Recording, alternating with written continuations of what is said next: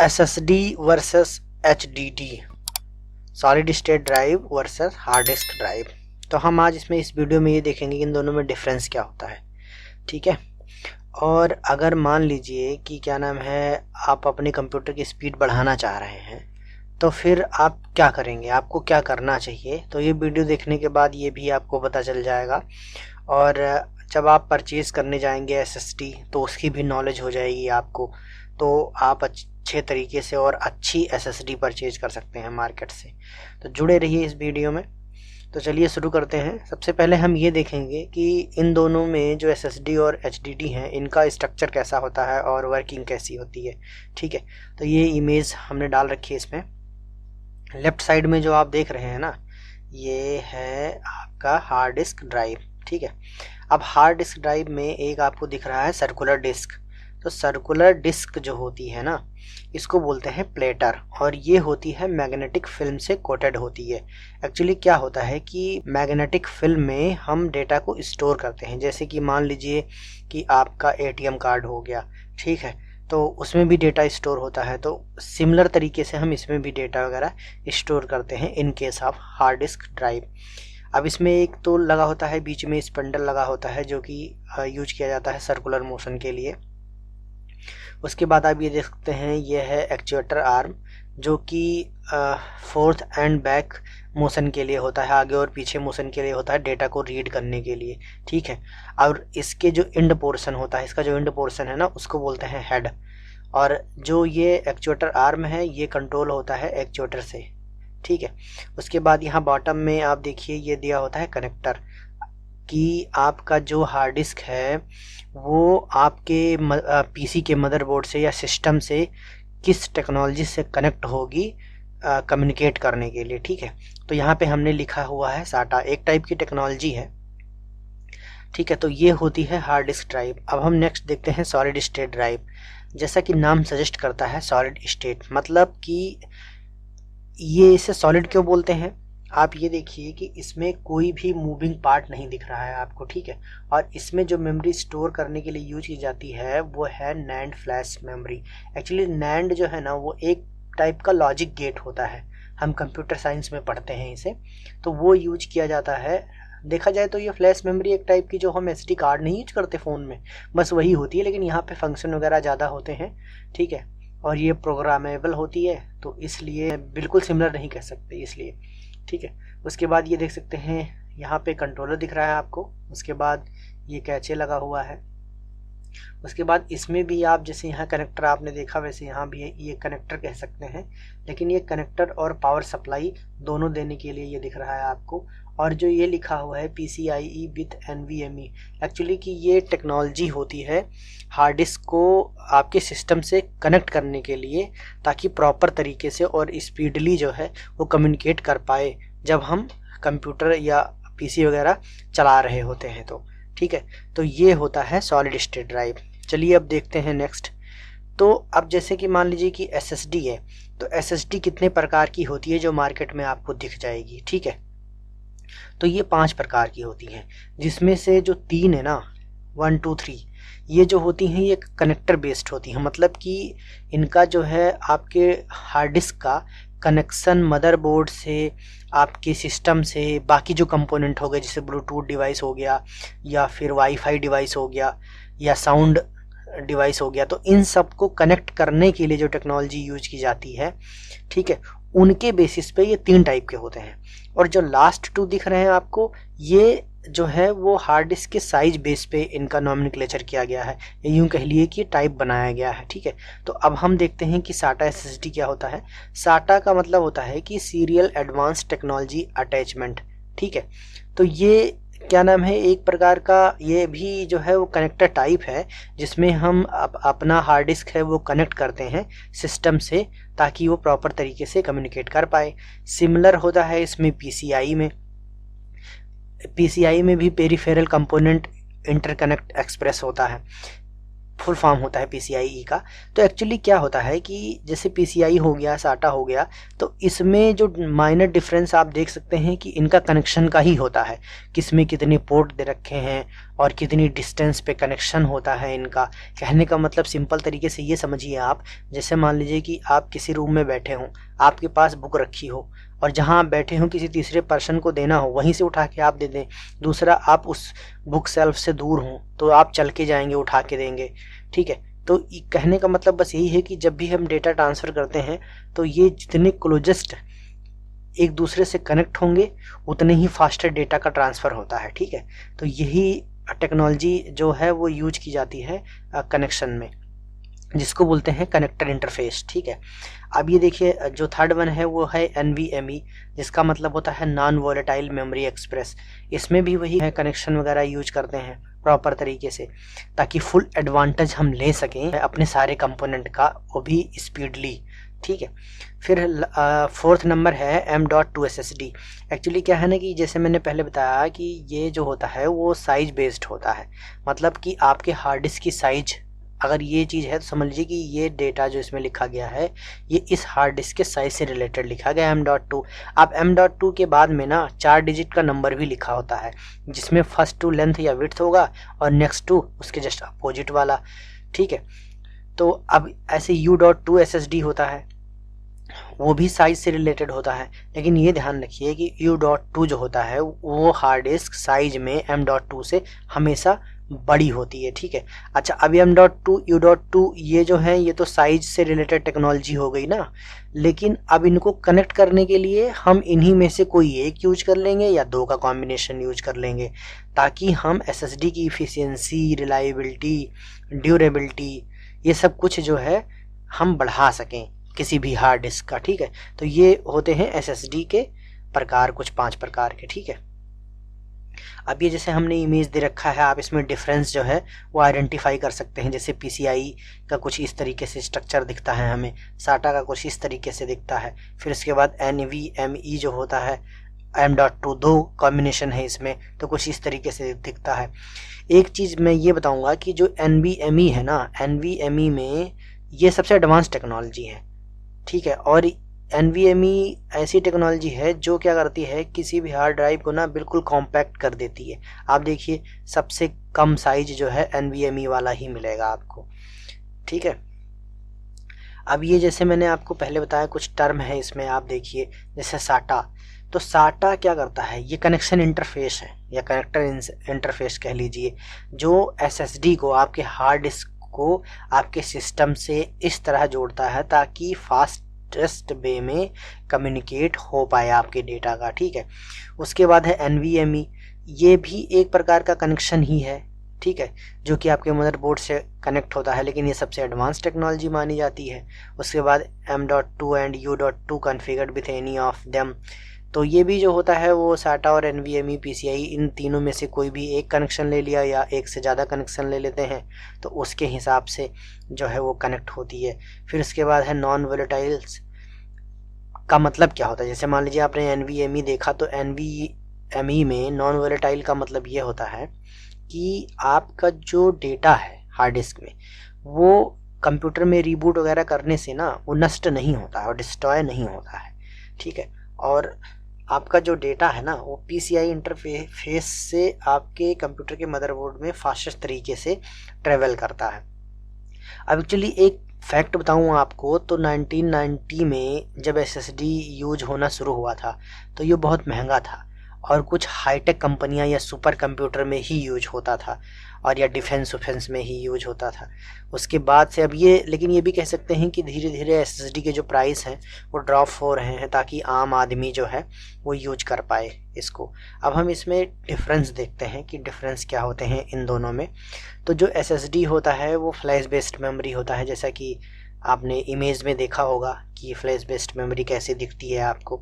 और HDD जो होता है वो मैकेनिकल प्लेटर लगा होता है उसमें और मूविंग पार्ट्स वगैरह होते हैं जो डेटा को रीड करते हैं। SSD को हम new generation of storage device बोलते हैं, ठीक है। और ये जो है हार्ड डिस्क ड्राइव है, ये हम पिछले 50-60 साल से यूज करते आ रहे हैं हार्ड डिस्क ड्राइव। और ये जो SSD होता है इसमें नैन टाइप की फ्लैश मेमोरी होती है जो डेटा को स्टोर करती है, एक टाइप की मेमोरी कार्ड, ठीक है। लेकिन वहीं पे एचडीडी में हम क्या करते हैं कि एक मैग्नेटिक मटेरियल का यूज करते हैं जो कि डिस्क पे कोटेड होती है और उसमें हम डेटा स्टोर करते हैं। एसएसडी में कोई मूविंग पार्ट नहीं होता है, और जो एचडीडी है उसमें मूविंग पार्ट आपने देखा था, एक डिस्क होती है जो मूव करती है और एक एक्चुएटर होता है जो आगे पीछे जो है उस टाइप का मूव करता है। उसके बाद क्या है कि ये जो एसएसडी है वो हाई एंड सुपर कंप्यूटर में पहले यूज की जाती थी, ठीक है। अब वहीं पे हार्ड डिस्क ड्राइव जो है वो हर एक यूजर के कंप्यूटर में आपको दिख जाएगी। और ये जो एसएसडी है ये टेक्नोलॉजी उस टाइम में, आज भी वैसे देखा जाए तो काफ़ी एक्सपेंसिव है और इसकी जो कैपेसिटी है वो बहुत कम ही मिलती है। कहने का मतलब है कि मार्केट में आपको 2 TB से ज़्यादा कैपेसिटी वाली एसएसडी आपको नहीं मिलेगी। हालांकि अमेज़न और फ्लिपकार्ट पे ऑनलाइन 4 TB की मिलने लगी हैं, अब वो भी 4 TB, अब ये भी कह सकते हैं हम कि 4 TB से ज़्यादा नहीं मिलेगी। ये मैंने सर्च किया तो नहीं मिल रहा है आपको ऑनलाइन, ऑफलाइन की तो बात छोड़ दीजिए, क्योंकि ऑनलाइन का स्कोप थोड़ा ज़्यादा होता है। वहीं पे क्या नाम है, जो HDD है, हार्ड डिस्क ड्राइव है, वो थोड़ी सस्ती होती है और जो स्टोरेज होता है ना इसका ये होता है काफ़ी ज़्यादा। जैसे मान लीजिए कि आपको 10 TB 20 TB की हार्ड डिस्क चाहिए तो SSD तो मार्केट में नहीं मिलने वाली, आप हार्ड डिस्क ड्राइव ही आपको ख़रीदना पड़ेगा। अब उसके बाद में हम SSD में क्या करते हैं कि जैसे मान लीजिए कि कोई इमेज है तो वो आपके SSD में कभी भी करप्ट नहीं होगी, जबकि हार्ड डिस्क ड्राइव में इमेज आपकी करप्ट हो जाएगी। कैसे? ये होता है ऐसे कि जैसे मान लीजिए कि आपका जो हार्ड डिस्क ड्राइव है उसमें जो फिल्म चढ़ी होती है उस सर्कुलर डिस्क पे, और जो वो जो प्ले हेड है या रीड हेड है जो वो जब उस पर मूव करता रहता है वो भी रोटेट करती है, धीरे धीरे क्या होता है फिल्म भी घिस जाती है या फिर फिल्म की लाइफ ख़त्म हो जाएगी तो वो डिस्क को छोड़ने लगेगा। इस वजह से आपकी कुछ पार्टिकुलर फाइल जो होती हैं वो करप्टेड दिखाती हैं कुछ समय के बाद, कुछ सालों के बाद, जबकि SSD में ऐसा कभी नहीं होता है, ठीक है। और अब SSD में ऐसा कोई मूविंग पार्ट नहीं होता है, कहने का मतलब है जब मूविंग पार्ट नहीं होगा तो हीट नहीं होगा, और हीट नहीं होगा तो इसको कूलिंग फैन नहीं चाहिए। पहली बात, अगर हीट ही कम हो रहा है तो कूलिंग फैन से भी बहुत कम पावर लेगा, तो ओवरऑल देखें तो ये बहुत कम पावर कंज्यूम करता है। और जब ये बहुत कम पावर कंज्यूम करेगा SSD तो आपके लैपटॉप की जो बैटरी की लाइफ है ना वो बढ़ जाती है। और वहीं पे HDD में इसके जस्ट अपोजिट होता है। ये जो हार्ड डिस्क है मूविंग पार्ट होने की वजह से हीट हो जाती है, हीट होने की वजह से इसको कूलिंग चाहिए, कूलिंग के लिए फ़ैन की स्पीड अच्छी खासी होती है जिससे कि पावर कंजम्पशन ज़्यादा होता है और बैटरी की लाइफ जो होती है वो धीरे धीरे डिग्रेड हो जाती है।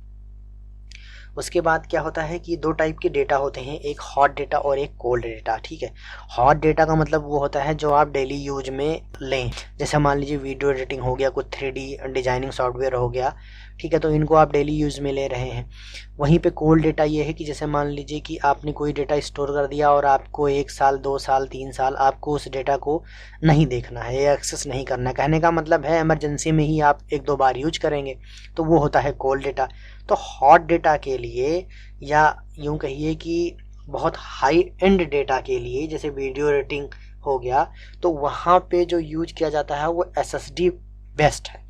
लेकिन अगर कोल्ड डेटा यूज करना है आपको तो फिर आपके लिए HDD बेस्ट है। कोल्ड डेटा में मतलब जैसे मान लीजिए आपका कोई भी डेटा है, फाइल है, फ़ोटोज़ हैं, वीडियोज़ हैं या फिर PDFs वगैरह हैं, तो इन सबको आपने स्टोर करके रख दिया इमरजेंसी में। जैसे मान लिया आपके कंप्यूटर में तो रहेगा ही, आपने एक एक्सटर्नल हार्ड डिस्क खरीद ली, उसमें आपने स्टोर करके रख दिया, इन फ्यूचर या फिर आपका विंडोज़ करप्ट हो जाए तो आप वहाँ से एक्सेस कर सकते हैं, ठीक है। SSD जो होता है वो रियल टाइम वर्क में बेस्ट परफॉर्म करता है। रियल टाइम वर्क मतलब एक साथ मल्टीपल काम करना हो गया या फिर हाई ग्राफिक्स वाले काम हो गए, जैसे वीडियो एडिटिंग हो गया और गेमिंग वगैरह हो गया, ठीक है। तो इन सब में जो है वो SSD की जो परफॉर्मेंस है वो आउटस्टैंडिंग है, मतलब कि वो बहुत फास्ट तरीके से काम करेगा। वहीं पे हार्ड डिस्क जो होता है वो इसमें मार खा जाता है, ठीक है। अब ऐसा नहीं है कि वो हार्ड डिस्क अच्छा नहीं है, पर आप इरिटेट होने लगेंगे, कहने का मतलब है आपको मज़ा नहीं आएगा। फिर उसके बाद जो SSD है उसकी जो स्पीड है और लाइफ स्पैन है, ड्यूरेबिलिटी है, रिलायबिलिटी है, ये सब जो होती है वो पीक पे होती है, कहने का मतलब बहुत अच्छी होती है। और वहीं पे अगर देखें हार्ड डिस्क ड्राइव में तो उसकी जो लाइफ है वो कम होती है, ड्यूरेबिलिटी भी कम होती है। और ड्यूरेबिलिटी का मतलब जैसे अब आप देखिए उसमें मूविंग पार्ट होता है। अब मूविंग पार्ट होता है, अगर मान लीजिए गलती से आपके हाथ से ड्रॉप हो जाए तो फिर तो वो डैमेज हो जाएगा। लेकिन हार्ड सॉलिड स्टेट ड्राइव में ऐसा कुछ नहीं होता है, इसलिए इसकी ड्यूरेबिलिटी बहुत अच्छी होती है। लाइफ स्पेन की बात करें, सपोज करिए SSD की अगर लाइफ जो होती है वो 20 साल होती है, तो वहीं पे SSD जो आपका काम करेगा वो मैक्सिमम 12 ले लीजिए, 15 ले लीजिए, इस तरीके से काम करेगा। और जो SSD है ना वो कॉस्टलियर है, कहने का मतलब है 1990-2000 के आसपास में तो आम आदमी यूज ही नहीं कर सकता था, SSD इतनी महंगी थी। अब लेकिन अब प्राइस वगैरह ड्रॉप हो रहा है धीरे धीरे, तो आम आदमी भी यूज कर सकते हैं, और वो भी बल्क में नहीं यूज कर सकते हैं। अगर मान लीजिए कि आपको 1 TB से ज़्यादा डेटा यूज करना है या 500 GB से ज़्यादा डेटा यूज करना है, तो मैं तो सजेस्ट नहीं करूँगा कि आप SSD परचेज़ करें, क्योंकि अगर डेटा स्टोर करना है तो HDD बेस्ट है। ठीक है, तो आपको ये ध्यान रखना है कि फिर इसे यूज कैसे करना है, अभी आगे देखते हैं। जैसे मान लीजिए कि अब आपका लैपटॉप है या डेस्कटॉप मॉनिटर कुछ PC वगैरह है, तो फिर क्या नाम है, जो आप मार्केट में जाइए, परचेज़ करिए या किसी शॉप से कांटेक्ट करिए और अपने PC में आप क्या करिए कि एक SSD लगवा लीजिए, और 120 GB की। ठीक है, 120 GB, 250 GB जो भी आपको ठीक लगे। अगर ज़्यादा बहुत ज़्यादा आपको हैवी सॉफ्टवेयर यूज करने हैं, जैसे गेमिंग वगैरह के हो गए, वीडियो एडिटिंग के हो गए, तो 250 GB, और वो भी मल्टीपल, एक नहीं मल्टीपल, तो फिर 250 GB, अदरवाइज 120 बेस्ट है। तो फिर उसमें आप अपना ऑपरेटिंग सिस्टम विंडोज़ वगैरह डलवा लीजिए और फिर अपना सॉफ्टवेयर वगैरह यूज करिए। तो इस तरीके से ये बहुत फाइन चलेगा, आपका कंप्यूटर बहुत फास्ट हो जाएगा। क्योंकि मैं यही यूज कर रहा हूँ, अभी 4-5 दिन पहले मैंने अपने लैपटॉप में जो है वो SSD लगवाया है, गजब की स्पीड आती है, मतलब मज़ा आ जाता है यूज करके। उसके बाद आप जब भी मार्केट में जाएँ तो सबसे बेस्ट कंपनियाँ जो हैं वो SSD के मामले में हैं, वो नंबर 1 पे है सैमसंग, WD, सीगेट। ठीक है, तो अब इनमें से अगर आप परचेज़ करते हैं तो वारंटी भी आई थिंक 5 साल के आसपास मिल जाती है, तो ये सबसे बेस्ट रहेगा।